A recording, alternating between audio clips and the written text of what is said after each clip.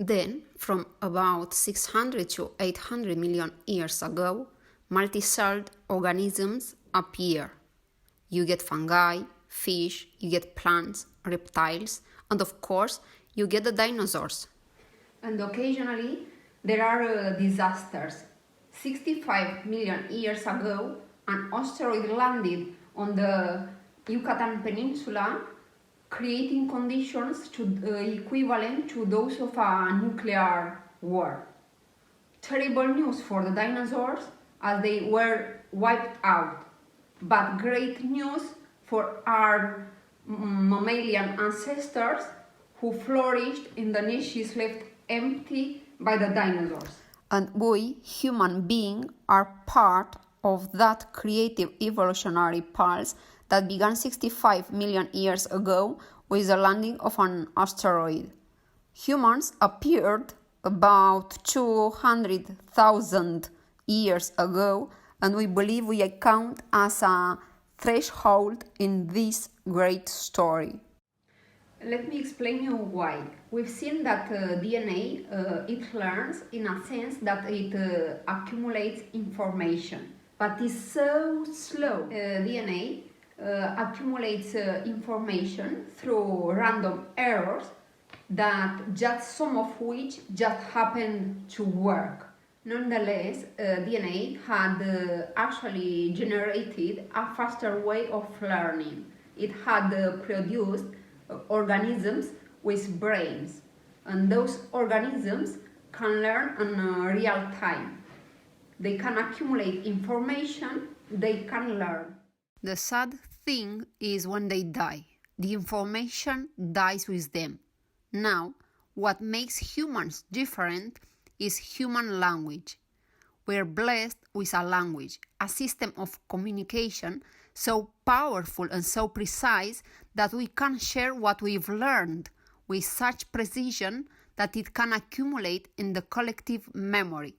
That means it can outlast the individuals who learned that information, and it can accumulate from generation to generation. That's why, as a species, we are so creative and so powerful, and that's why we have a history.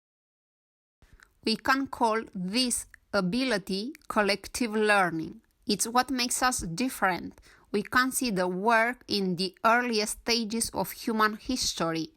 We evolved as a species in the savanna lands of Africa, but then you see humans migrating into new environments, into desert lands, into jungles, into the ice age tundra of Siberia, a tough environment, into the Americas, into Australasia, and each migration evolved learning new way of exploiting the environment, new ways of dealing with their surroundings.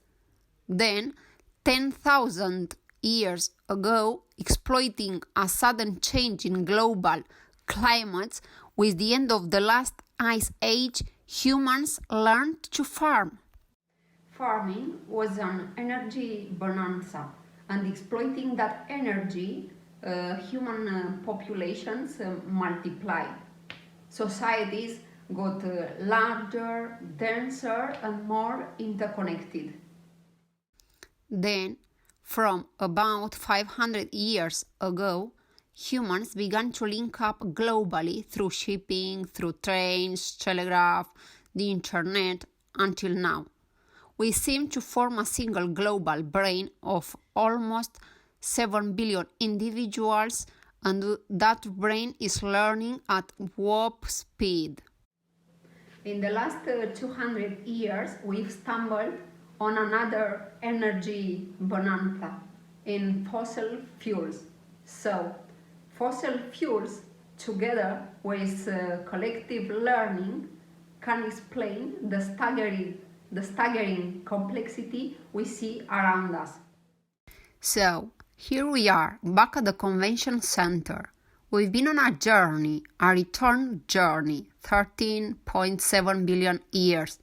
We hope you agree this is a powerful story, and it's a story in which humans play an astonishing and creative role. However, it also contains warnings.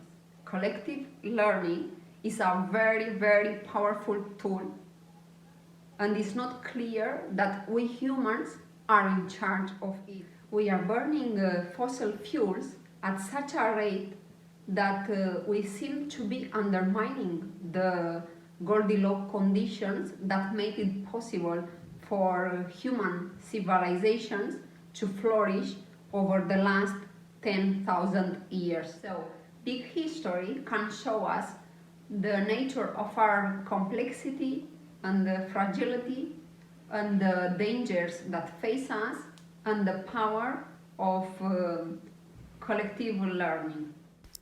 And now, finally, this is what we want. We want that the next generation throughout the world to know the story of big history and to know it so well that they understand both the challenges that face us and the opportunities that face us. And that's why a group of scientists are building a free online syllabus and big history for high school students throughout the world. We believe that big history will be a vital intellectual tool for them. The next generation faces the huge challenges and also the huge opportunities ahead of them at this threshold moment in the history of our beautiful planet. We thank you for your attention.